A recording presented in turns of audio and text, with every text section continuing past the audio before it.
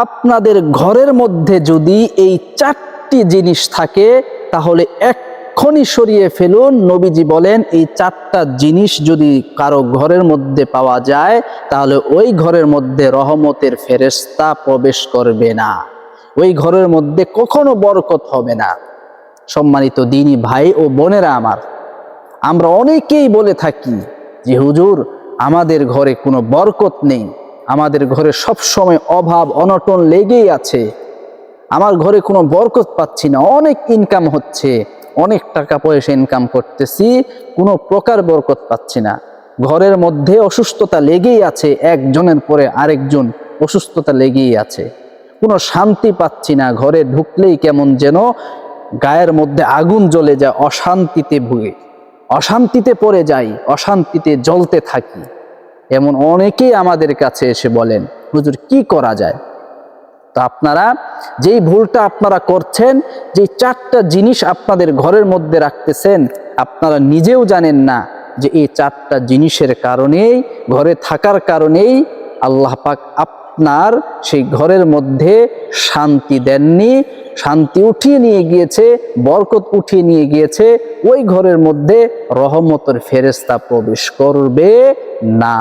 নবীজি বলেছেন এই 4টা জিনিস তোমরা এখনই সরিয়ে ফেলো। 4টা জিনিসের মধ্যে সর্বপ্রথম যেই জিনিসটা সেটা হচ্ছে ছবি। আপনারা ছবি ঘরের মধ্যে টানিয়ে রাখবেন না। আমরা অনেকেই কাজটা করি যে আমার বাবা মারা গিয়েছে, মা মারা গিয়েছে, বাবা মায়ের স্মৃতি হিসেবে ছবি ঝুলিয়ে রাখি, টাঙিয়ে রাখি, অথবা আমাদের ছোট্ট সোনামণির ছবিগুলো উঠিয়ে ঝুলিয়ে রাখি, অথবা বাজার থেকে কোনো কুকুর বিড়াল বা পশু পাখির ছবি এনে আমরা সৌন্দর্যের জন্য ঝুলিয়ে রাখি। আপনার এই ঝুলিয়ে রাখা ছবির কারণেই রহমতের ফেরেশতা প্রবেশ করছে না। নবীজি বলেন যেই ঘরের মধ্যে ছবি থাকবে ওই ঘরের মধ্যে রহমতের ফেরেশতা প্রবেশ করবে না। আর যদি রহমতের ফেরেশতাই প্রবেশ না করে তাহলে আপনি কিভাবে বরকতের আশা করেন? এই জন্য বন্ধুরা আমার, আজকের পর থেকে সেই ছবিগুলো সরিয়ে ফেলেন। হ্যাঁ, আপনি ফুল লতা পাতা এই ধরনের ছবি রাখতে পারেন, এই ধরনের ছবি দ্বারা আপনার ঘরকে সাজিয়ে নিন, কিন্তু বিড়াল কুকুর অথবা অন্যান্য পশু পাখি অথবা মানুষের ছবি আপনি এখনই সরিয়ে দিন ইনশাআল্লাহ, যদি আপনি শান্তি পেতে চান। তাহলে নাম্বার 1 হচ্ছে ছবি রাখা যাবে না। নাম্বার 2 হচ্ছে প্রস্রাব পায়খানা জমা করে রাখা যাবে না। বলবেন হুজুর প্রস্রাব পায়খানা আবার জমা করে রাখে নাকি? হ্যাঁ, অনেককেই আমি দেখেছি এটা করতে। কারা? যাদের ঘরে বৃদ্ধ বাবা মা আছে, যাদের বাবা মা বাথরুমে বা প্রস্রাবখানায় যাইতে পারে না, ঘরের মধ্যেই করে। অনেকে আমরা কি করি, সাথে সাথে পরিষ্কার করি না, আমরা এটা জমিয়ে রাখি। অথবা আমাদের ঘরে ছোট্ট ছেলে মেয়ে আছে, ছোট্ট সন্তান আছে, বাবু আছে, ছোট্ট সন্তান হয়েছে, তারাও প্রস্রাব পায়খানা করে। অনেক সময় দেখা যায় আমরা প্রস্রাব পায়খানাগুলো এক জায়গায় জমিয়ে রাখি। আপনি যদি এভাবে জমিয়ে রাখেন দীর্ঘদিন, তাহলে এখান থেকে দুর্গন্ধ বের হয়। আর এই গন্ধের কারণেই, এই দুর্গন্ধ যেখান থেকে বের হয়, ফেরেশতা চলে যায় এবং ওই দুর্গন্ধ জায়গায় খারাপ জিন এসে বসবাস করে, এবং এই জন্যই আপনার ঘর থেকে বরকত উঠে যায়।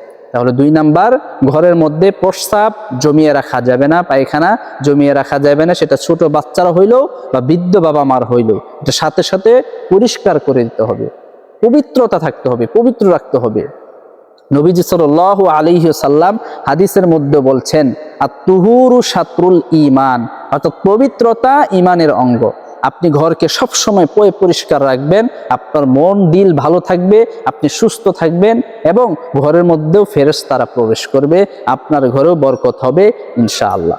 এই জন্য 2 নাম্বার যেটা বললাম, আপনারা মলমূত্র প্রস্রাব পায়খানা ঘরের মধ্যে রাখবেন না, ঘরকে অপরিষ্কার রাখবেন না। নাম্বার 3 যেটা বলবো সেটা হচ্ছে ঘরের মধ্যে আপনারা বাদ্যযন্ত্র রাখবেন না। আমরা অনেকেই বাজার থেকে বিভিন্ন বাদ্যযন্ত্র, যেমন আমরা একতারা দোতারা গিটার হারমোনিয়াম অথবা এই ধরনের বাদ্যযন্ত্র, অথবা আমরা বাচ্চাদেরকে খেলার জন্য পুতুল কিনে দেই, আমরা পুতুল কিনে দিই বাচ্চাদের খেলার জন্য, মূর্তির মতো দেখা যায়, সেই পুতুলগুলো আমরা ঘরে রাখি বাচ্চারা খেলার জন্য।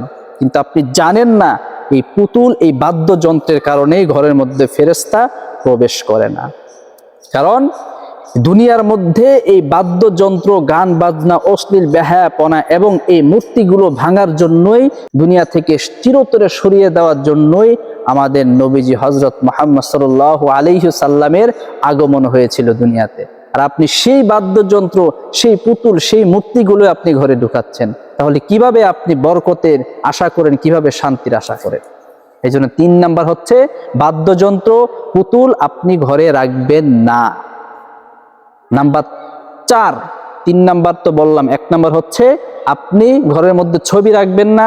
2 নাম্বার হচ্ছে আপনি প্রস্তাব পায়খানা ঘরে জমিয়ে রাখবেন না। 3 নাম্বার হচ্ছে আপনি বাদ্যযন্ত্র অথবা মূর্তি, পুতুল এগুলো রাখবেন না। 4 নাম্বার যেটা, সেটা হচ্ছে ঘরের মধ্যে কুকুর রাখবেন না।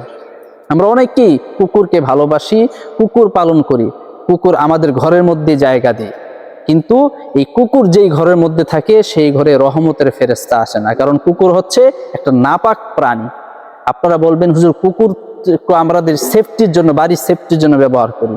হ্যাঁ, আপনি কুকুরকে বাড়ির সেফটির জন্য অথবা আপনি উপকারের জন্য ব্যবহার করতে পারেন, তবে সেটা বাড়ির বাহিরে থাকবে। কুকুরের আলাদা নিজস্ব ঘর থাকবে, বাহিরে থাকবে, সেটা ঘরে নয়। আপনার শোবার ঘরে, আপনার থাকার জায়গায় আপনি কুকুর রাখবেন না। বিদেশের মাটিতে দেখা যায় যে নিজের সন্তানের চেয়ে কুকুরকে বেশি ভালোবাসে। কখনো নিজের সন্তানকে কোলের মধ্যে লাগায় না, নিজের সন্তানকে হুইল চেয়ারে বসিয়ে ঠেলে ঠেলে নিয়ে যায়, আর কুকুরকে একদম, কুকুরের বাচ্চাকে, কুকুরের ছানাকে বিদেশিরা কি করে একদম বুকের সাথে মিলিয়ে লাগিয়ে নিয়ে যায়, কিন্তু নিজের সন্তানকে বুকের সাথে মিলায় না। এটা অনেক বড় একটা ঘৃণ্য, জঘন্য কাজ। এই জন্য ঘরের মধ্যে কুকুর রাখবেন। অনেকে বাংলাদেশে অনেকেই বাহির থেকে কুকুরের বাচ্চা নিয়ে আসেন, ঘরের মধ্যে পালন করেন। এটা করবেন না। আপনারা কুকুর রাখবেন না। আপনাদের যদি কুকুর পালন করেন ঘরের মধ্যে, তাহলে রহমতের ফেরেশতা প্রবেশ করবে না। এই জন্য কুকুর হচ্ছে নাপাক প্রাণী। তো সম্মানিত ভাইয়েরা, দিনী ভাইয়েরা, বোনেরা আমার, আমরা মুসলমান, অবশ্যই আমরা এই 4টা কাজ মেনে চলবো। এই 4টা বস্তু আপনার ঘর থেকে আজকেই সরিয়ে দেন, দেখবেন আপনার ঘরের মধ্যে বরকত শুরু হয়ে যাবে। আপনার ঘরে যারা অসুস্থ, সুস্থ হয়ে যাবে, অসুস্থতায় ভুগবে না। আপনার ঘর শান্তির ঘর হয়ে যাবে ইনশাআল্লাহ। রহমতের ফেরেশতা এখানে প্রবেশ করবে। এই জন্য যারা বলেন যে হুজুর আমাদের ঘরের মধ্যে বরকত পাচ্ছি না, অশান্তিতে ভুগছি, ঘরের মধ্যে ঢুকলে কেমন যেন শরীর জ্বালাপোলা করে, এরকম অশান্তি, যারা বলেন রিজিকে বরকত পাচ্ছি না, যারা বলেন ঘরের মধ্যে অসুস্থতা লেগে আছে, তারা এই 4টা বস্তু দেখেন আপনাদের ঘরে যে কোনো একটা আছে কিনা। যদি থাকে এখনই সরিয়ে ফেলেন, ওই পরিষ্কার করে ফেলেন, ঘরকে পবিত্র রাখেন। ইনশাআল্লাহ অবশ্যই আপনার ঘরকে আল্লাহ পাক জান্নাতি ঘর বানিয়ে দিবেন, শান্তির ঘর বানিয়ে দিবেন, বরকতের ঘর বানিয়ে দিবেন ইনশাআল্লাহ। তো ভিডিওটি ভালো লাগলে অবশ্যই লাইক দিবেন, আপনার মূল্যবান মতামত কমেন্টে জানাবেন, এবং এই ধরনের ভিডিও পাওয়ার জন্য এবং আমলি ভিডিও পাওয়ার জন্য অবশ্যই আমাদের চ্যানেলটি সাবস্ক্রাইব করে আমাদেরকে উৎসাহ দিবেন ইনশাআল্লাহ।